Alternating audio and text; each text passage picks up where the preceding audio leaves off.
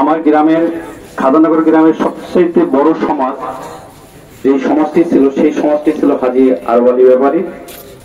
আর আমার সেই আত্মীয়, আমার সমাজ প্রতিনিধি এবং আমার অভিভাবক, আমরা সামাজিকভাবে যে কোনো কাণ্ড কার্যকলাপ বা যে কোনো সমস্যায় পড়েছি, তাৎক্ষণিকভাবে সে আমার কাছে, আমি তার ছেলে তুল্য, আমি কিন্তু তার ছেলের বয়সে, কিন্তু আমার কাছে কিন্তু সবসময় পরামর্শ করতেন, আলাপ করতেন, ভালো মন্দ আমরা একসাথে চলতাম।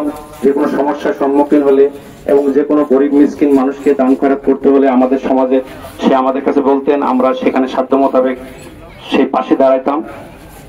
এবং তার সামাজিক ভাবে যেটা বলে গেল যে সামাজিকভাবে তার যেই মানে হিসাব নিকাশ স্বচ্ছ ছিল, আমাদের সমাজের যে টাকাগুলো ছিল সেটা আমাকে, উনি যখন অসুস্থ হয় গ্রিন লাইফ হাসপাতালে আমি ছিলাম, আমার সামনে জনি কারখানা বিক্রি করা হলো, আমি ঋণ থেকে মুক্ত হবো। সেই দৃষ্টিকোণ থেকে আমি ওনার নিজে থেকে 2টা প্রতিষ্ঠান বিক্রি করে ওনাকে আমরা, উনি ঋণ মুক্ত হয়েছিল। আমার জানা মতে উনি মানে কোথাও কোনো ঋণ নেই, এটা আমার জানা মতে। তারপরও মানুষের ইঞ্জিনিয়ার